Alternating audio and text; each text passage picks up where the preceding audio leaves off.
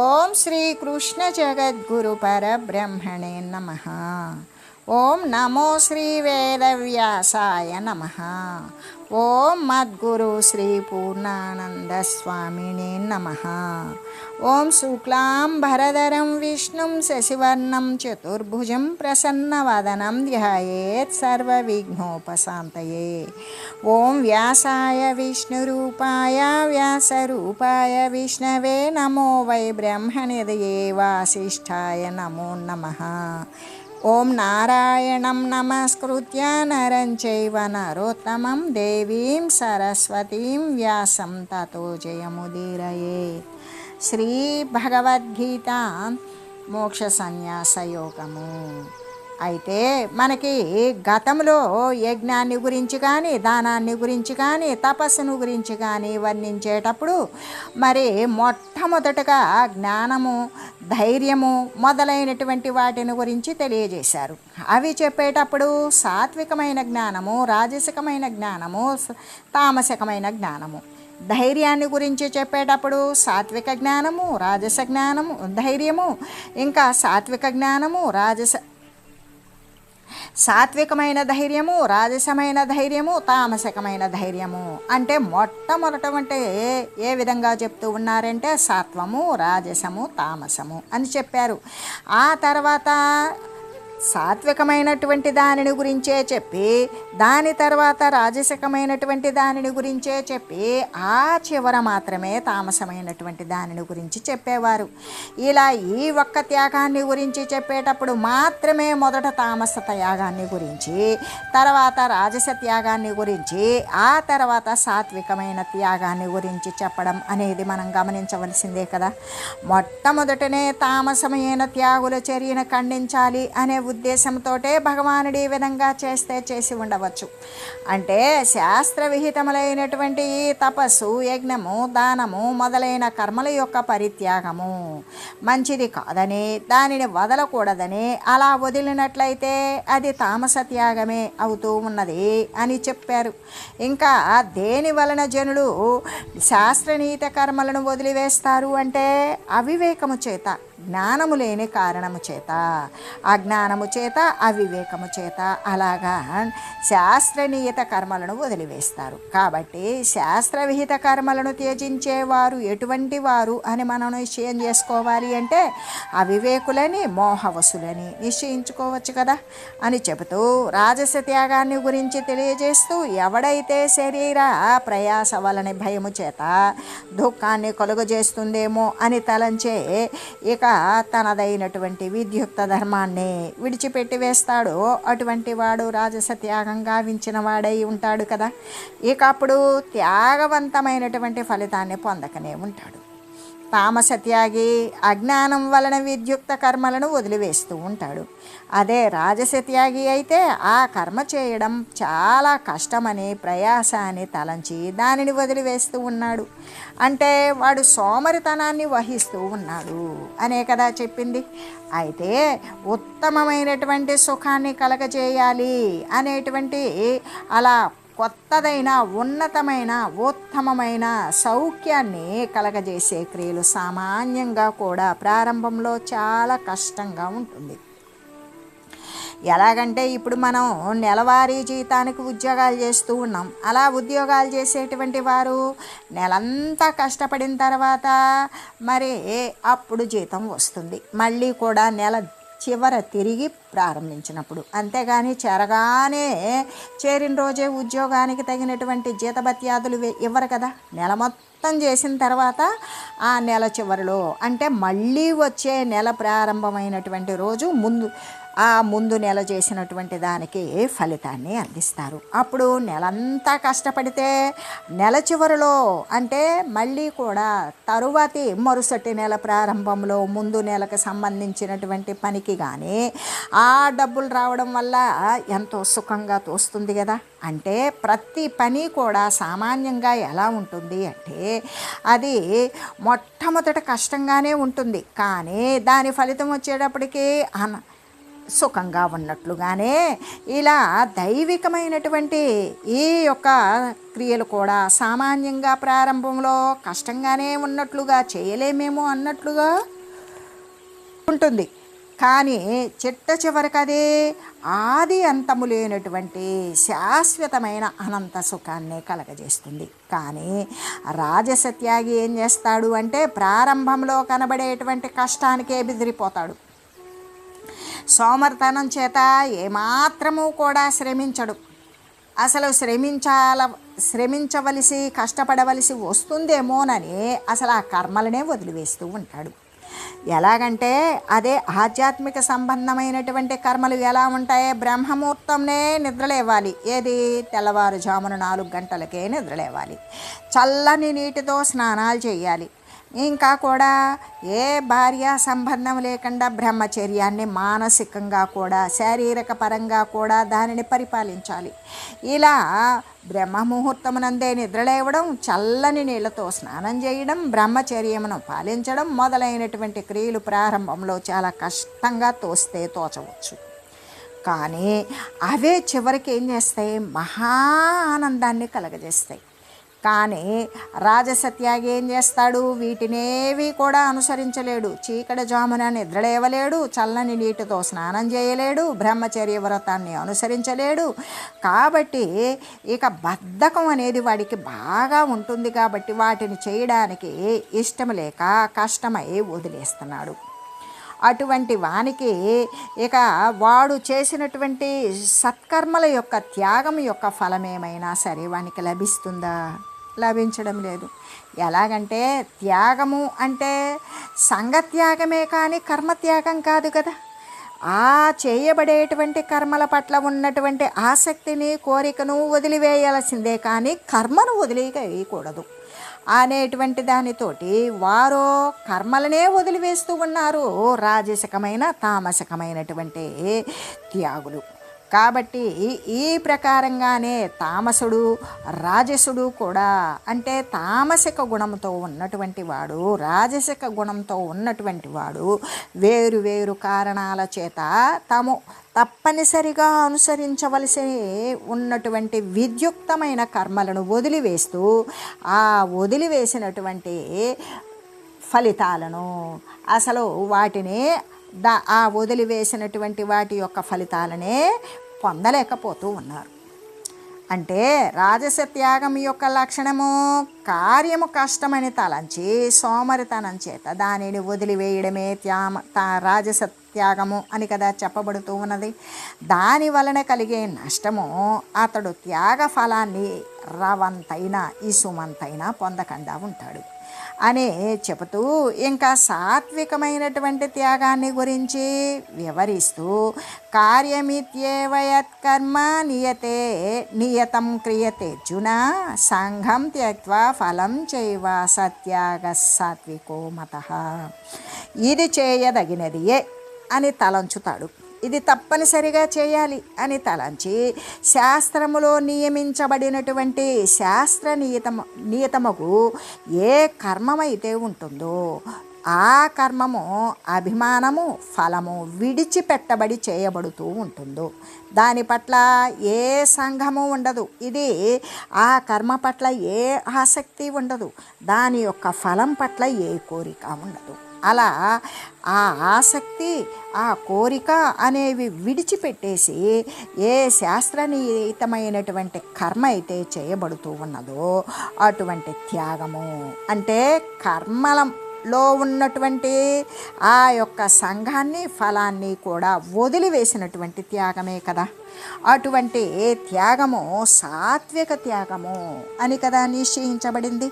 త్యాగం అంటే ఏంటి అంటే సంఘత్యాగమే కానీ ఫలత్యాగమే కానీ కర్మత్యాగము కాదు అని కదా మనకి ఈ శ్లోకం ద్వారా తెలియజేసింది. ఎలాగంటే స్పష్టంగా వెల్లడి అవుతూ ఉన్నది. ఇంకా కూడా కార్యం అని చెప్పారు. కార్యం అన్నప్పుడు ఏంటి? శాస్త్రంలో విధింపబడినటువంటి ఇది శాస్త్ర నియతమైనటువంటి కర్మ మనుజుడు తప్పకుండా చేయాలి అనే కదా మనకి ఇక్కడ బోధితమవుతూ ఉన్నది. సులభంగా అర్థమవుతూ ఉన్నది ఏంటి అంటే, శాస్త్రంలో విధించబడినటువంటి కర్మ మనుషుడు తప్పకుండా చేయవలసిందే. తామసుడు ఏం చేస్తాడు అంటే, శాస్త్ర విధి తెలియక దానిని శాస్త్రం యొక్క విధి అంటే విధించినటువంటి శాస్త్రం యొక్క విలువ తెలియక అజ్ఞానము చేత దానిని ఆచరించకుండా వదిలివేస్తాడు. రాజసుడు ఏం చేస్తాడు అంటే, ఆ విషయాన్ని తెలిసి కూడా ఏమనుకుంటాడంటే ఇది ఈ విధంగా ఆచరించడం కష్టము అని భావిస్తాడు. దాన్ని రాజసికుడు వదిలివేస్తాడు. అదే సాత్వికుడు ఏం చేస్తాడు, వాడికి తెలిసిన శాస్త్ర విదితమైనటువంటి శాస్త్ర నియతమైనటువంటి కర్మలు కష్టమే అని తెలిసిన వాటికి భయపడడు, ఏమాత్రము జంకడు. ఆ శాస్త్ర విహితమైనటువంటి కర్మల పట్ల ఎటువంటి ఆసక్తి కానీ, ఆ కర్మ యొక్క ఫలితమునందు ఏ కోరిక కానీ లేకుండా వాటిని వదిలివేసి ఆ కర్మలను చక్కగా ఆచరిస్తాడు. అందుకే సాత్వికునిదే కదా ఉత్తమమైనటువంటి పద్ధతి. అతడు చేసినటువంటి త్యాగమే కదా ఉత్తమమైనటువంటి త్యాగము అని మనకు అర్థమైపోతూ ఉన్నది కదా. కాబట్టి దానినే విజ్ఞానులు అయినటువంటి వారు అవలంబించవలసినటువంటి పరిస్థితి. అంటే ఇప్పుడు తామసిక లక్షణం కానీ రాజసిక లక్షణం కానీ వదిలివేసి, ఎందుకు అంటే అవి రకరకాలైనటువంటి భిన్న భిన్న భావాలను కలిగింపజేస్తూ వాటిని మంచి శాస్త్రవిహితమైనటువంటి కర్మలను కూడా వదిలివేసేటువంటి పరిస్థితికి దిగజారుస్తూ ఉన్నాయి. కాబట్టి ముముక్షువైనటువంటి సాధకుడు ఏం చేయాలి అంటే, మహాత్ములు ఆదేశించినటువంటి పరమాత్మ తెలియజేసినటువంటి శాస్త్రనిహితమైనటువంటి కర్మను ఆచరిస్తూ ఆ మహాత్ముల యొక్క ఆదేశం ప్రకారమే నడుచుకోవాలి, కానీ జనసామాన్యం యొక్క దృష్టిని అనుసరించి కాదు అనే విషయాన్ని గురించి తెలియజేసుకుంటూ, ఏ విధంగా అంటే సాత్వికమైనటువంటి కర్మని తప్పనిసరిగా అనుసరించాలి, దాని యొక్క ఫలితానికి ఏమాత్రము కూడా జంకకూడదు దాని కష్టానికి అని తెలియజేస్తూ, ఎలాగంటే ఇక్కడ రకరకాలైనటువంటి భిన్న భిన్న ఆలోచనలు భిన్న భిన్న తలంపులు ఉంటాయి కదా. ఆ విధంగా లోకో భిన్న రుచి, రకరకాలైనటువంటి ఆలోచన సముదాయాలు ఉన్నటువంటి వారిని అనుసరించినప్పుడు తామసకమైన రాజసకమైనటువంటి భావాలకే లోనవుతూ ఉంటాం. కాబట్టి దాని ప్రకారం అనుసరించి మరి కష్టమనో అజ్ఞానము చేతనో వదిలివేసినప్పుడు దాని యొక్క ఫలితాన్ని పొందగలుగుతాడా?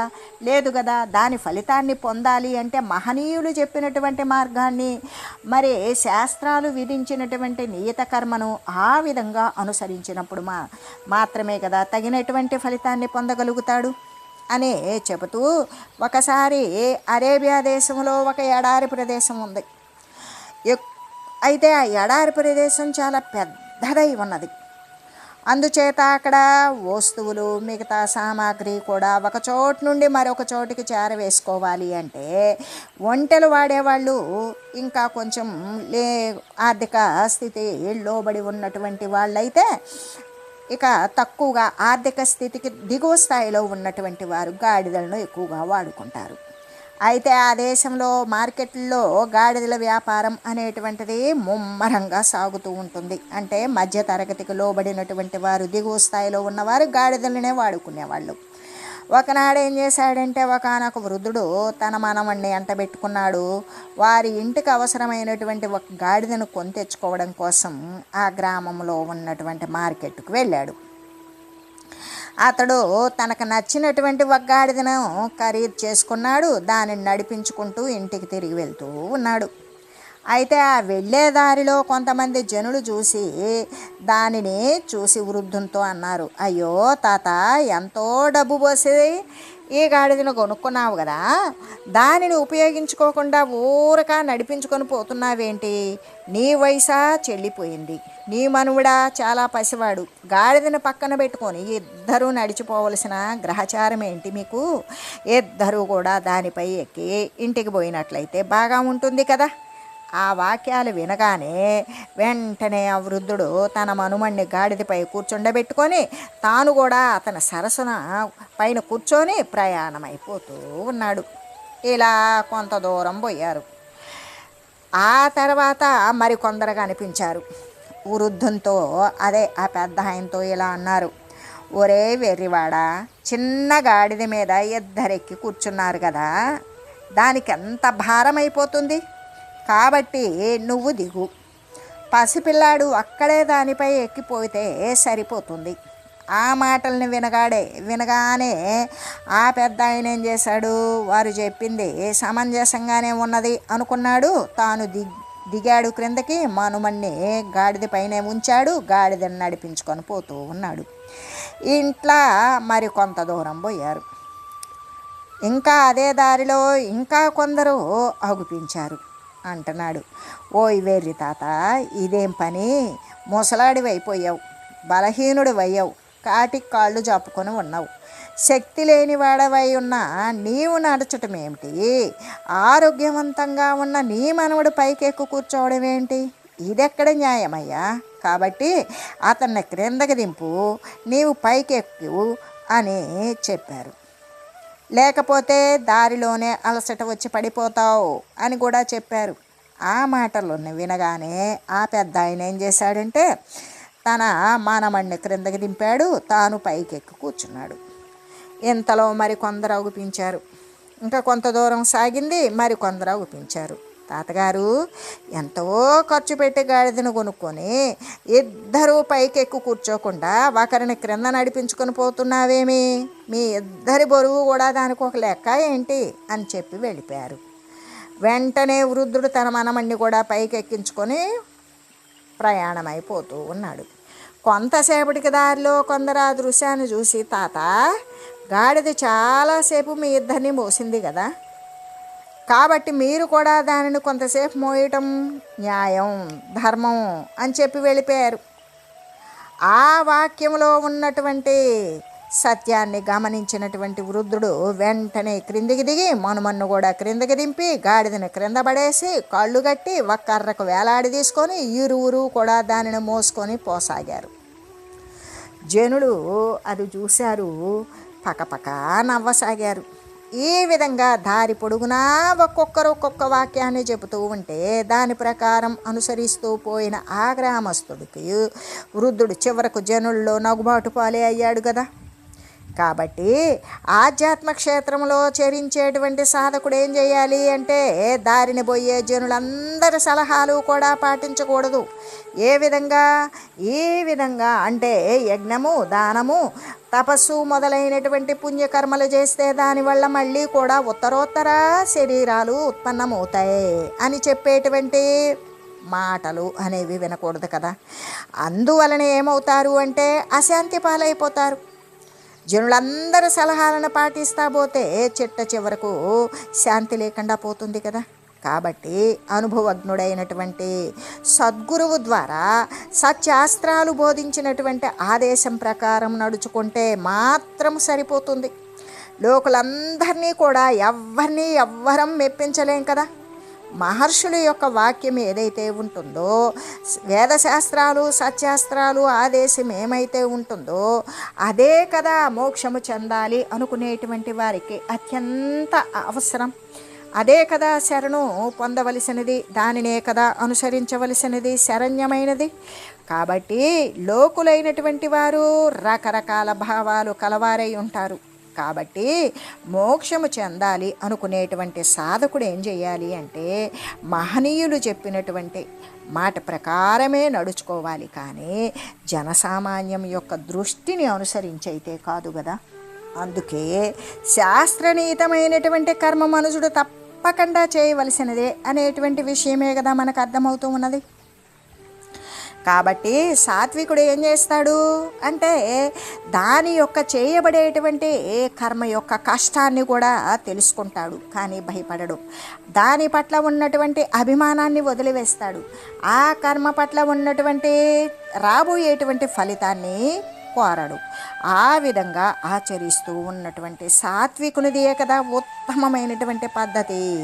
అతడు చేసినటువంటి త్యాగమే కదా ఉత్తమమైనటువంటి త్యాగము అనే విషయం మనకు తెలుస్తూ ఉన్నది.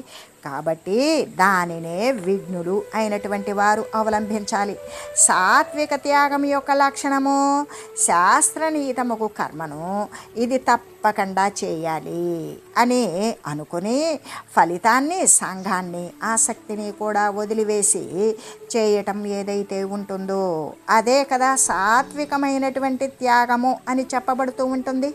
అటువంటి త్యాగశీలుడు కర్మలయందు ఇచ్ఛా ద్వేషాలు అంటే రాగద్వేషాలు లేకుండా ఉంటాడు అని తెలియజేస్తూ నద్వేష్య కుశలం కర్మ కుశలేనానుషజ్యతే త్యాగి సత్వ సమావిష్టో మేధావి చిన్న సంశయ. సత్వగుణముతో కూడినటువంటి వాడు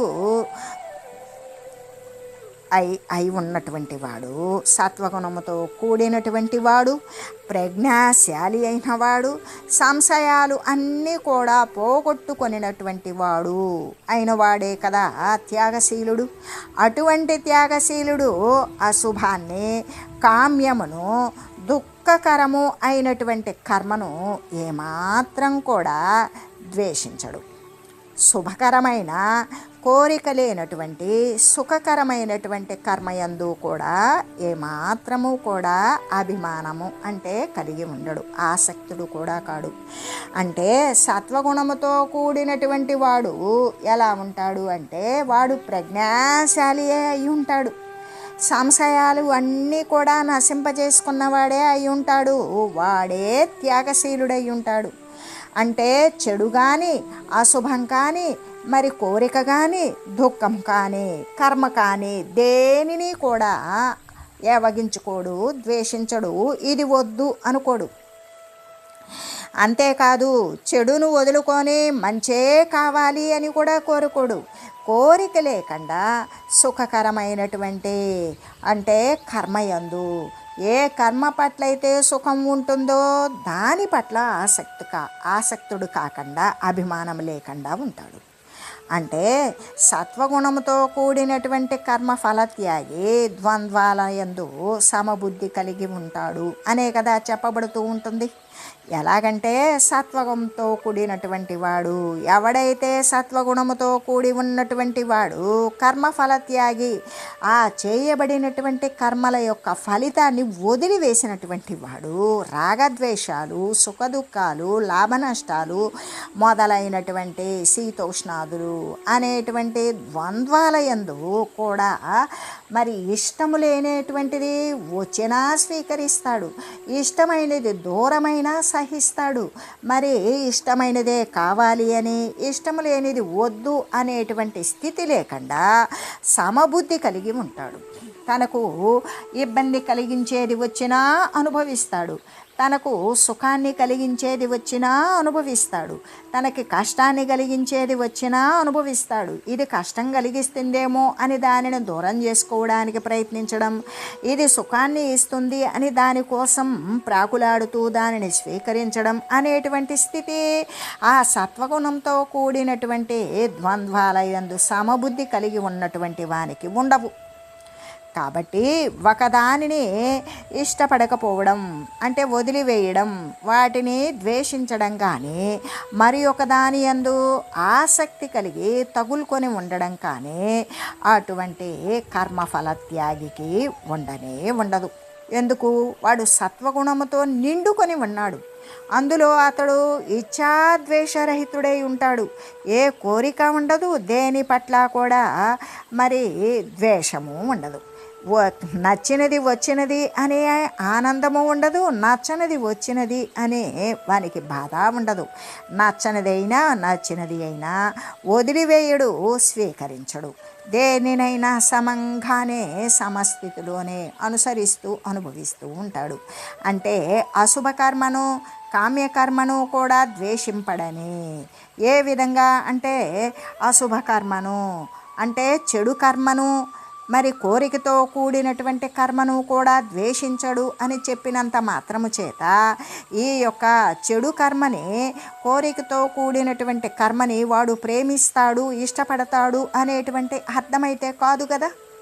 ఎలాగంటే జీవించి ఉండగానే ముక్తత్వాన్ని పొందినటువంటి వాడు వ్యవహారము సలుపుచూ ఉన్నా, ధ్యాననిష్ఠుడై సమాధి స్థితి యందు ఉన్నా కూడా వానికి శారీరక సంబంధమైనటువంటి స్పృహ, లోక సంబంధమైనటువంటి స్పృహ లేనటువంటి వాడే కదా జీవన్ముక్తుడు.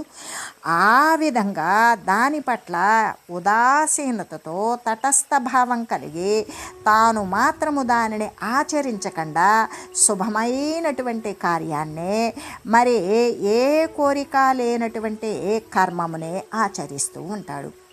అలా ఆచరించినప్పటికీ కూడా దానితో ఏ అభిమానము, ఏ సంగము, ఏ ఆసక్తి, ఏ కోరిక లేకుండా, దానితో ఏ సంబంధము పెట్టుకోక, దాని యందు అభిమానము లేకుండా, సంగము లేకుండా ఆసక్తిని వదిలివేసిన వాడై ఉంటాడు అని చెబుతూ, సత్వగుణశీలుడగు కర్మఫలత్యాగి యొక్క స్వభావము ఎలా ఉంటుంది అంటే సత్వగుణ సంపన్నుడై ఉంటాడు, ప్రజ్ఞాశాలి అయి ఉంటాడు. అంటే దేనికి వెనుకాడడు, భయపడడు. అంతేకాదు సర్వ సంశయాలు కూడా నశించిపోయిన వాడై ఉంటాడు. అశుభకరమైనటువంటి కోరికతో కూడినటువంటి కర్మలు సంభవించినప్పటికీ కూడా వాటిని ద్వేషించడు. శుభకరమైనటువంటి కర్మ ఫలితాన్ని వదిలివేసినటువంటి నిష్కామము మొదలైనటువంటి కర్మలయందు కూడా తగులుకోకుండా అభిమానము లేకుండానే ఉంటాడు అని తెలియజేస్తూ, అటువంటి వాడే సత్వగుణ సంపన్నుడు అని తెలియజేస్తూ, ఓం మంగళం పావన గీతామాత జయ మంగళం భక్తజనావని బంధ విమోచనే భవభయహారిణి భవ్యదాయిని మంగళం.